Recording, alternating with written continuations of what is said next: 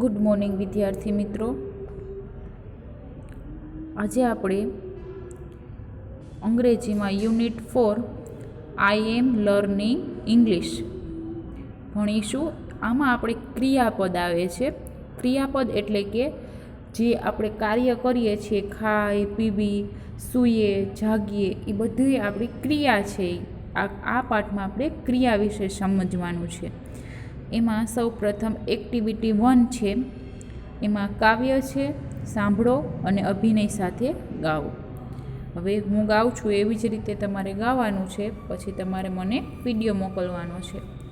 Praying praying praying in the morning, praying in the noon time, praying praying praying when the sun goes down, singing singing singing in the morning, singing in the noon time, singing singing singing when the sun goes down, dancing dancing dancing in the morning, dancing in the noon time, dancing dancing dancing when the sun goes down, swimming swimming swimming in the morning, swimming in the noon time, swimming swimming swimming when the sun goes down, reading reading reading in the morning, reading in the noon time, reading reading reading when the sun goes down। આવી જ રીતે તમારે હવે playing, making, jumping, running અને કુકિંગનું પણ બનાવી શકો। એક પ્લેઇંગનું આપણે બનાવી, playing playing playing in the morning, playing in the noon time, playing playing playing when the sun goes down. એવી જ રીતના મેકિંગ, જમ્પિંગ, રનિંગ અને કુકિંગનું તમારે આવી રીતના આગળ આગળ બનાવી શકાય।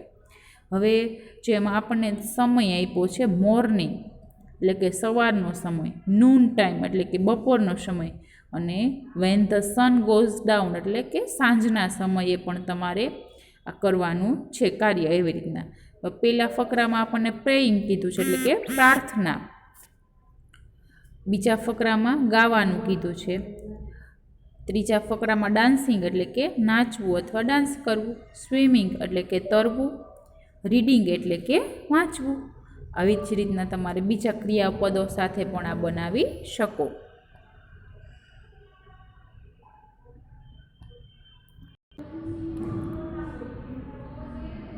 હવે આપણે 69માં પાના ઉપર એક્ટિવિટી 2 જોઈએ।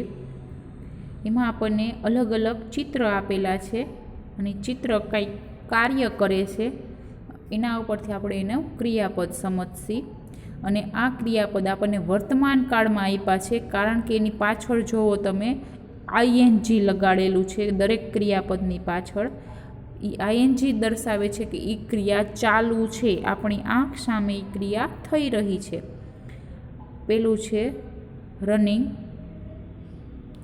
ડાન્સિંગ, પ્લેઇંગ ક્રિકેટ, એ ચિત્રમાં ક્રિકેટ રમાઈ રહ્યું છે, રીડિંગ, જમ્પિંગ, ઇટિંગ, બાથિંગ, જો બાથિંગ એટલે નાવું, વોશિંગ, કપડાં ધોતા હોય અથવા વાસણ ધોતા હોય એને વોશિંગ કહેવાય, કુકિંગ એટલે કે રસોઈ બનાવવી, રાઇટિંગ અ લેટર એટલે કે પત્ર લખવો, સ્કીપિંગ આપણે હવે જો શિયાળો આવ્યો છે એટલે આપણે બધા દોરડા કૂદાય તો એને સ્કીપિંગ કહેવાય। શું કહેવાય? Skipping.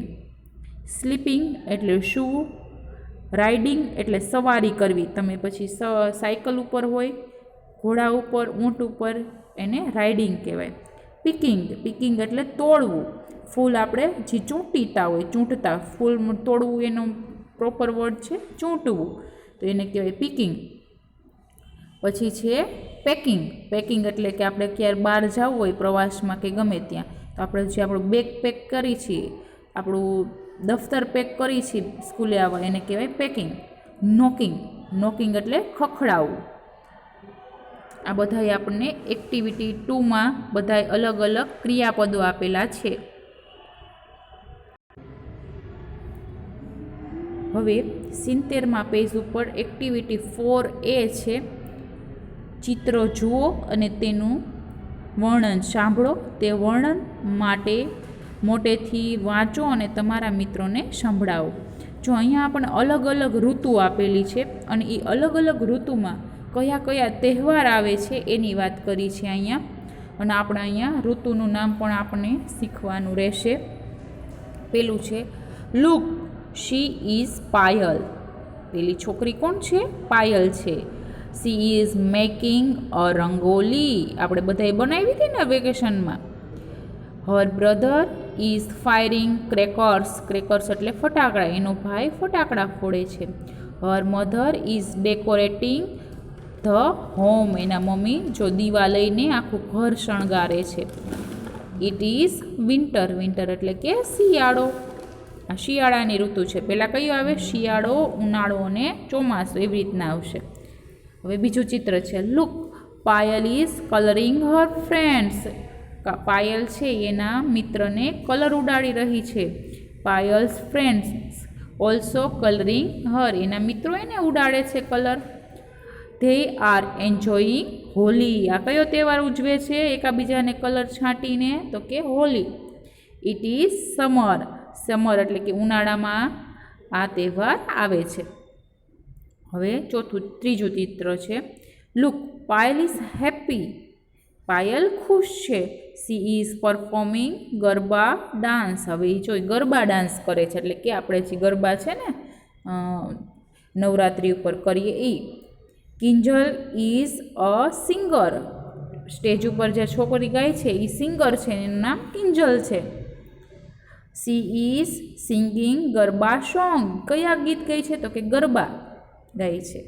Payal's friends are also enjoying the garba.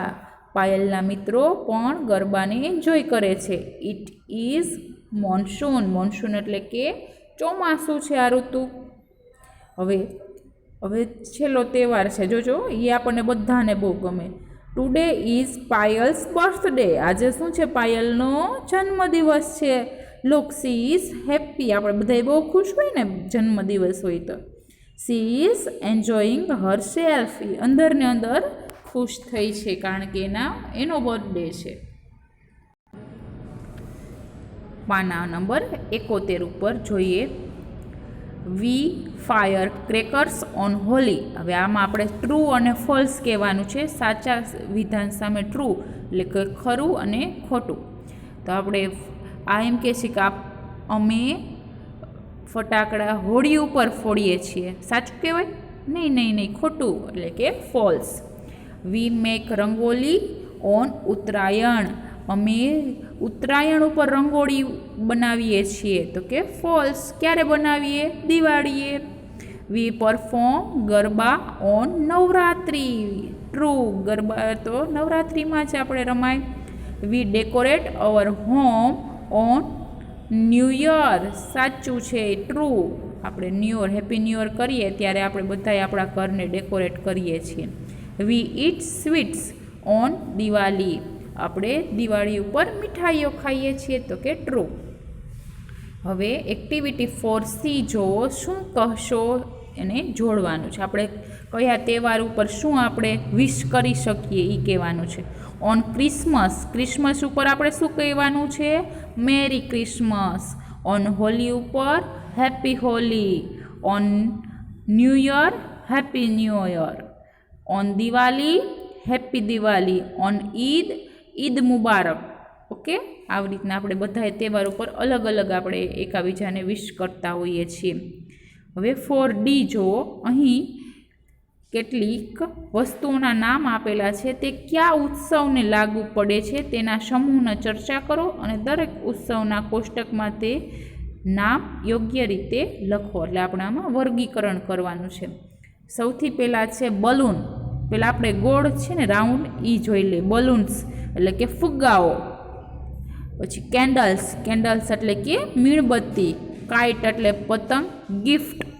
Gift એટલે કે પ્રેઝન્ટ, ઉપહાર.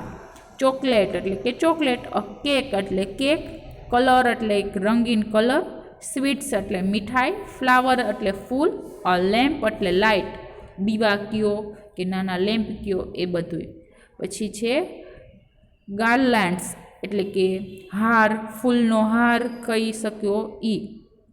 ને અ ફિસ્ટૂન, ફિસ્ટૂન એટલે કે રંગીન કાગળ અથવા તો ફૂલ પાંદડા, એ બધુંય ફિસ્ટૂનમાં આવે. હવે હોલી ઉપર આપણે શું કરીએ તો કે કલર્સ. દિવાળીમાં સ્વીટ્સ, ફ્લાવર્સ, અ લેમ્પ, અ ફિસ્ટૂન ઓર ગાર્ડલેન્ડ. બર્થડેમાં શું હોય તો કે બલૂન્સ હોય, કેન્ડલ હોય, પછી અ ગિફ્ટ હોય, આપણે બધાને ગિફ્ટ દેવી પડે ને, ચોકલેટ્સ હોય અને અ કેક. અને કાઇટ ફ્લાઇંગ ડે ઉપર અ કાઇટ હોય આપણી પાસે, બરાબર ને.